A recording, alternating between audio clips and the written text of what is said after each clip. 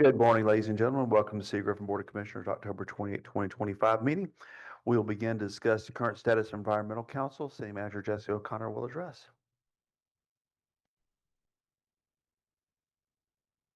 Good morning. Good morning. What you should have on your agenda packet is the current ordinance for the Environmental Council, but I wanted to sort of give y'all some context as to why we are here. If you'll remember, a couple months ago, back towards the summer, we had a few of our Environmental Council members decide to resign sort of unexpectedly. And so we were trying to figure out what exactly was going on. And I think what we realized is that we had some roles and responsibilities that are not clearly established. And even if they are, they don't seem to make a lot of sense. So for example, if you go through the code, you'll see that a lot of the references to the departments here are with stormwater.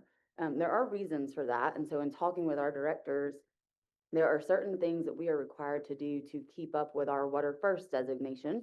And ironically, Mr. Lewis is at the Capitol right now accepting our renewed Water First designation. But then also as far as stormwater, in order to make sure that they keep their MPDES permits, this is one of the things that they have to do. And I say that sort of with a caveat because there's several different things that they can do to meet the different requirements that they have. They actually do more than they're required to do. So we wouldn't have to have the Environmental Council for that, but we still think that it is needed and something that we should have. What we've realized is I started attending their meetings and there really wasn't a lot of authority granted to them or anything that they really had to do.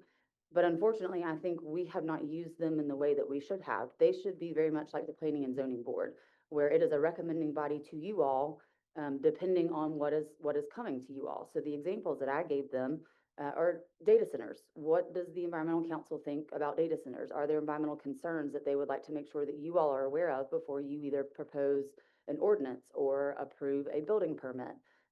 In that regard, almost any building permit is land disturbance a lot of times. So is there something that they should have looked at in regards to streams or other natural habitats that we have not really taken to them? It's never been required to take to them, but I think at this point, they're realizing that besides doing the couple cleanups that they had been doing in April and October, there wasn't much else that they were accomplishing. And I think some of them really didn't like that. And I don't blame them. It's not very fun to come to a meeting once a month and feel like there's nothing to do and a waste of your time. So what we are asking at this point is to update the ordinance so that it doesn't say stormwater, but instead says city manager or designee.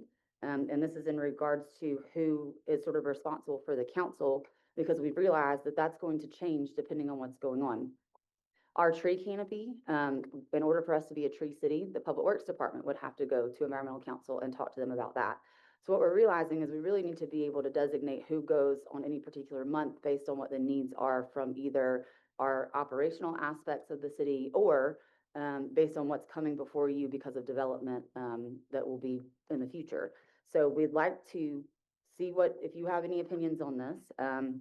Also make sure that you realize we do have one that resigned that we did not fill. Her term actually expires at the end of this year. So you do have two that you will need to reappoint in January. And then also mayor served as the commissioner's representative, and that's reappointed every year. So y'all need to decide who you want to do that in January as well. Everybody else on the commission or on the council has another couple of years, either expiring in 2026 or 2027, because they are 3-year terms. So we just need to decide if that's the way we want to move forward with the Environmental Council. Currently right now, about the only thing that they are required to do is look at trees and make recommendations on trees. So we need to know your thoughts. If you've heard from anybody about what they think could or could not benefit the Environmental Council and what's the best way to move forward. So Mayor, I know as a sitting member, do you want to add anything to that? I mean, we've been history-wise, we had a tree board back in the early 2000s, and then that evolved into the Environmental Council. I don't remember what the name of that board was at the time, but it sort of, so that they've looked at everything from trees, from tree cities to giving recommendations in regards to beautification projects and things. So I think it's a viable group, and it gives us an advocate on our behalf if there's some challenging issues. I think y'all may remember when we had the people coming down and protesting about taking the oak trees down in downtown Griffin. And we set up a process when trees are coming down in certain areas.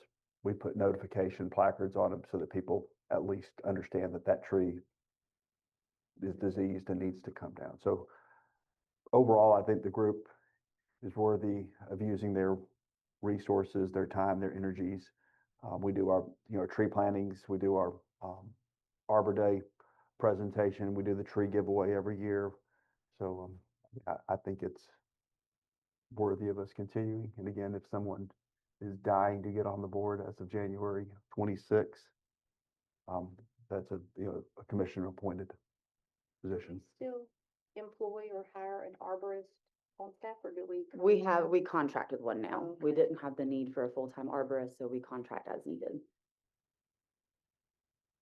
Would the board, the environmental / tree board, would that include having an arborist come to those functions or meetings or? If it's needed, but they don't talk about trees all the time. Oh, okay. So that's sort of where we got a little stuck, because for Okay. instance, I think where it really sort of showed was when Jeremy Kenway took over as director of stormwater.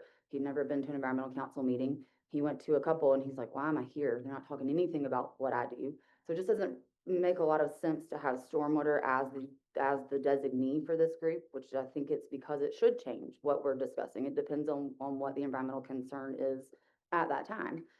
So if it's a city manager or designee, which means changing the ordinance to say that, then I think we can better understand how to use them and when to use them, so that you're getting, like when we put in Michelle's staff report or in her agenda items, planning and zoning recommended approval or with these conditions, I think that's what environmental council should be doing when there are environmental concerns. And just so you all know, your current members are Gib Cotton, Jason Chance, Frank Harris, Melissa Tober, Claire Hawk, Eva Morales, Kim Holbrook, Mayor, and then Ms. Jackson is the one that resigned. So you've got a good group that's very interested in doing something a little bit more sustainable.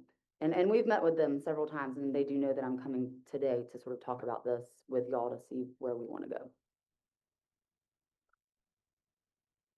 I mean, I like the recommendations that you all made, Okay. and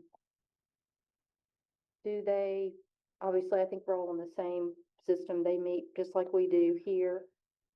Second Thursday, it's the second Second Thursday at at 5:30. 5:30. At 5:30.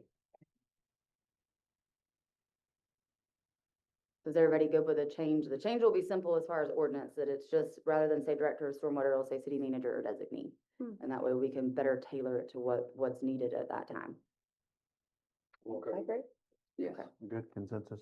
Okay, and then y'all will have two appointments to fill for citizens, and then also whoever you want to serve from the commission in January. Okay, Thank you so much. Okay, moving into item 2, update on status of Connected Resilient Communities, CRC program. City Manager, Ms. O'Connor, will address on this as well. also should be short and sweet, but mainly this is a reminder to you all that we have a Connected Resilient Community mini retreats. This is sort of taking the place of Archway tomorrow from 1 to 5 at UGA Griffin. So please make an effort to be there. But I realized y'all needed an update on what we've been doing as far as this goes. The executive committee meets once a month on the first Wednesday of the month, and Mayor serves on that committee as well as myself, Chairman Davis and Dr. Ledbetter, and then the school board chair, which is Centel Brown right now, and then Dr. Warren has been coming as the interim superintendent. Also included in that executive committee is David Lucky, Carmen Cobwell, and Will Doss lead the committee. There's also Jewel Walker Harps from NAACP, Renee Davis from Urban Outreach, and a Wellstar representative hasn't really been there lately, but they are on that committee as well.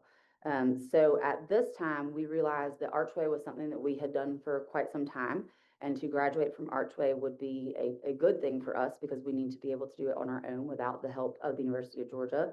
But in doing that, there's another step that we can take to make sure we're prepared to do that, and that's this Connected Resilient Community. So what we've decided is you have to have, or the CRC program requires that you have 3 projects you're able to fulfill within a year. So our 3 projects are leadership, resiliency, and sustainability. That's actually continuing the executive committee or some form or function of that. What does that look like without a facilitator from Athens saying, hey, you have to be here Wednesday at 8? How do we do that on our own? Is that a position that the community needs to hire? Is that just the responsibility of the three managers of the big three that pay for or paid for Archway? What does that look like for us? So the Carl Vinson Institute and Fanning Institute are actually looking into what would be the best sort of program for us and talking with Carmen Caldwell and Will Doss, since they are the current co-chairs of that committee. The second one is Strategic Communication and Action Plan for 2026. Dr. Ledbetter and I are actually in charge of that plan. What we've decided is there is a lot going on next year in 2026, with the biggest one being the 250th anniversary of the signing of the United States Declaration of Independence. With that, they have on here that Griffin was founded June 8th, 1840. I know there's a lot of different dates that go with that. So they have that one listed. Spalding County was created December 20th of 1850. And then we'll have 10 years of community service with Archway in 2020, well, this year, but in 2026, we can celebrate all of that. So to me, there's really two separate things that we're looking at. One, an events committee for 2026, and how that's going to have to be community-wide, not just city, not just county, but really everybody, and who needs to get involved with that. And then also how we continue to tell our story. We haven't done a great job with that. And so what is the best way to tell that story as to what we do as Griffin Spalding? I know the county puts out a magazine every year. Is that something we should do as well? Is that something we should do jointly? Is there certain, states of the city or state of the county that we should be giving to say, this is what we've done throughout the year? And nobody really knows yet. So Dr. Ledbetter and I are going to be meeting with that committee in a couple weeks. It will have to include staff. So Danielle Hancock, Cheryl Burks will be on that committee, and then we'll sort of pull people in as needed. For the event committee particularly, we're going to be looking for outside help and volunteers.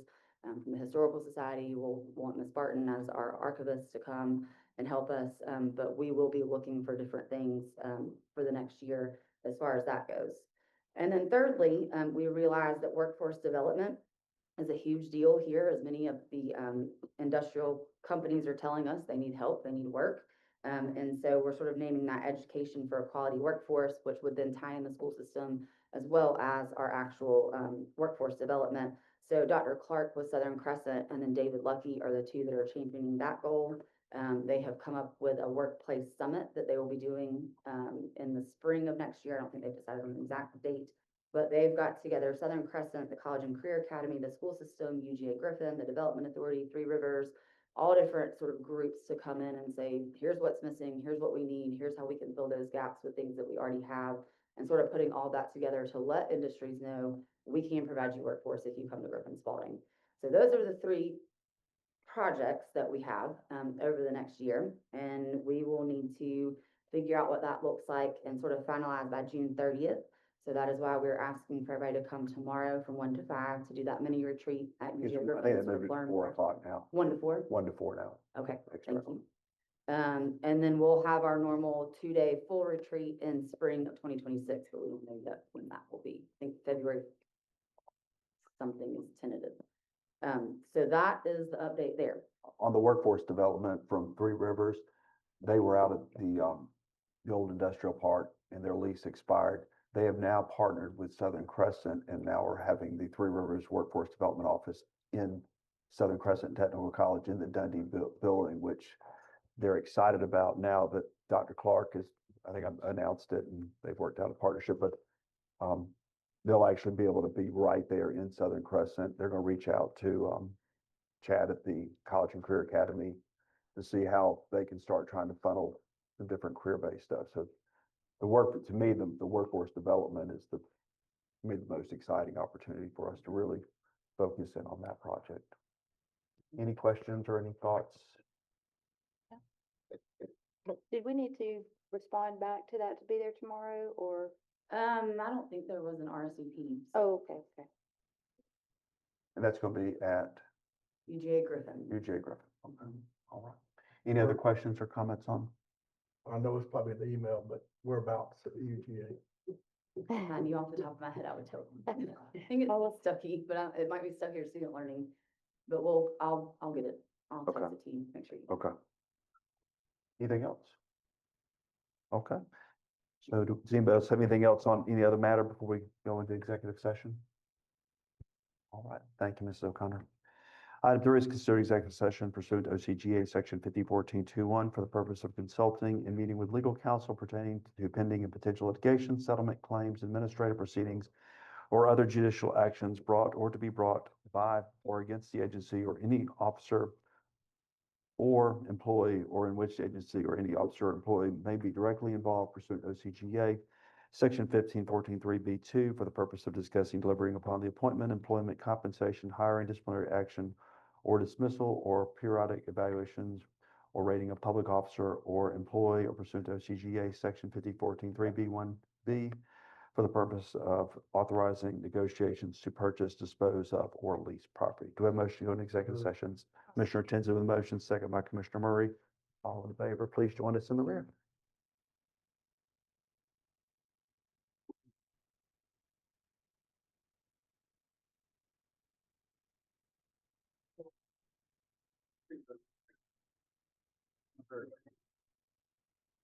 Mike, you're having as well.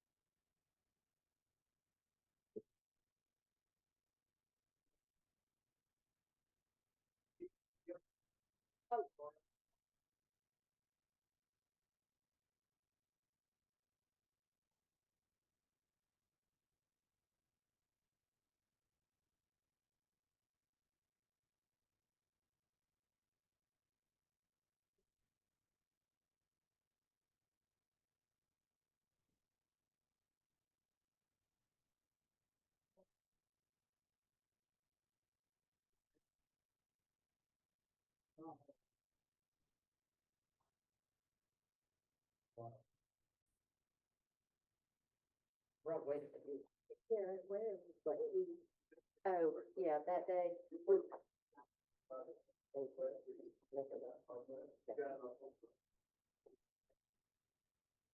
Yeah, I just got my new stuff.